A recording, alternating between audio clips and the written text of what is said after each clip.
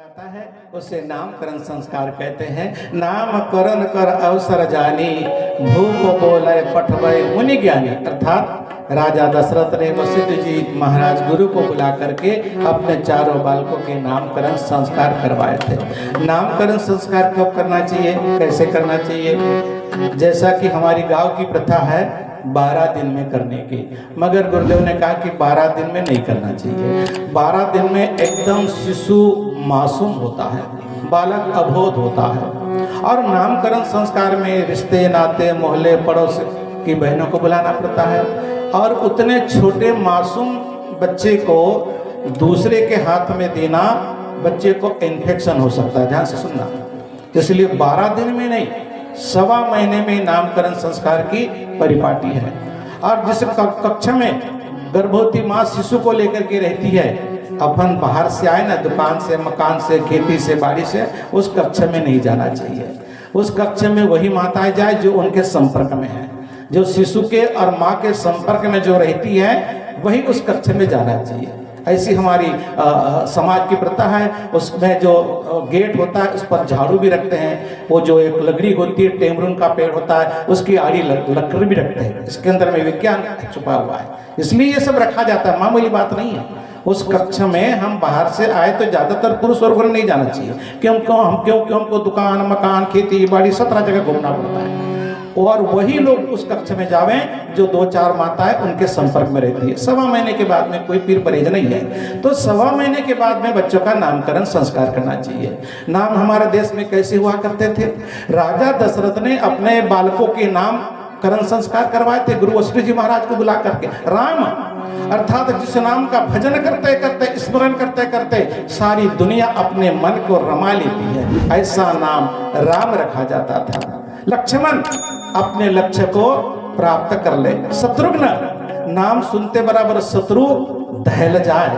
भरत जो भरण पोषण की क्षमता रखता हो, भगवान, भक्ति, भावना, भजन और भक्ति में जो सदा रत है, उसी को भरत कहते हैं। गुणवाचक और ऋषि स्तर का और प्रकृति के आधार पर बेटा बेटी के नाम रखे जाते थे हमारी संस्कृति में। भगवान बेटा का जन्म हुआ तो संत महात्मा के ऊपर या भगवानों के ऊपर बेटा का नाम रखना चाहिए। बेटी का जन्म हुआ तो लता, बेला, गंगा, गायत्री, सीता, पार्वती, उर्मिला, दुर्गा, उमा, पार्वती, इस प्रकार से बेटियों के नाम हो। बेटा का जन्म हुआ है तो राम है, भरत है, ज्ञानेश्वर, महादेव, तुकाराम, रुपेश, मुकेश, दुर्गेश, अरुण, गोविंद, इस प्रकार से बेटों के नाम हो। ये नाम अपन ने रखा बेटों के भगवान के ऊपर, संत महात्मा के ऊपर, तो वो नाम अपने मुख में बार बार आता है। बार बार मुख में नाम आने से कहा जाता है पापों का क्षय होता है। और देवी के ऊपर बेटी का नाम रखा और बार बार वो मुख में नाम आने से जीवन में पवित्रता निर्माण होती है। भगवान का नाम नहीं लेते तो बेटे का नाम नारायण रख दो, बेटे का नाम कृष्ण रख दो, बेटे का नाम शिवाजी रख दो। भागवत पुराण में कथा आती है, एक अजामिल नाम का बहुत नास्तिक आदमी था, उसने वो भगवान को कभी नाम नहीं लेता था, मगर उसने बेटे का नाम नारायण रख दिया था। बेटे का नाम नारायण रख दिया था। जब उसको लेने के लिए यम के दूत आए, बड़े बड़े दांत वाले, तो उसको देख करके अजामिल घबरा गया तो भगवान को नहीं पुकारा, उसने अपने बेटे को बुलाया नारायण। बेटे को बुलाया नारायण को, पार्षदों ने सोचा ये भगवान को पुकार रहा, तो फिर उसके लिए विमान लेकर के आए। ऐसा भागवत पुराण में वर्णन आता है। अर्थात अपने घर में बेटा बेटी का जन्म हुआ तो अच्छे नाम रखना चाहिए। नामों का बहुत बड़ा महत्व होता है। जैसा नाम होता है वैसा गुण होता है। बच्चा जैसा अन्न खाता है वैसा मन बनता है, जैसा पानी पीता है वैसी वाणी होती है, जैसा संग होता है वैसा जीवन में रंग चढ़ता है। गुरुदेव ने तो ये भी बोला कि मुहूर्त का मैं विरोधी नहीं हूँ। गुरुदेव ने बोला मैं मुहूर्त का विरोध नहीं है, कोई मुहूर्त पर अक्षर देख करके आप नाम रखें, आप रखिए धन्यवाद, ऐसा गुरुदेव ने कहा। मगर गुरुदेव ने कहा वो एक लाइन है, ट ठ ड ढ अंग, उसमें क्या कोई अक्षर निकल गया तो नाम रखने के लिए जगह नहीं, नाम रखने के लिए जगह नहीं वो एक लाइन में। तो गुरुदेव ने कहा वो ऐसे समय में ऐसे चक्कर में नहीं पड़ना चाहिए, अक्षर के चक्कर में नहीं पड़ना चाहिए।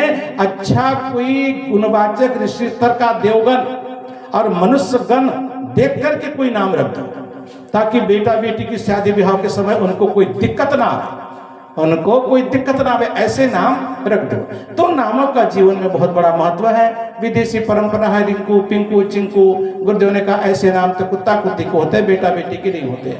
और गांव खेड़े में तो एकदम ऐसे नाम रखे जाते जो लेने में भी बहुत दिक्कत होती है। ऐसे नाम नहीं रखे, सात्विक नाम रखे। इतने सारे देव देवता हैं, उन पे से नाम निकाल करके बेटा बेटी के नाम अच्छे रखें, ताकि अपने मुख में बार बार वो नाम आ सकें और जीवन में पवित्रता निर्माण होती हुई चले जाए। इसे नामकरण संस्कार कहते हैं। और इसके बाद का जो संस्कार होता है मित्रों, उसे अन्नप्राशन संस्कार कहते हैं। हमारे YouTube चैनल सब्सक्राइब करें एवं बेल आइकन जरूर दबाएं, ताकि गायत्री परिवार की विभिन्न गतिविधियों की जानकारी आपको मिलती रहे।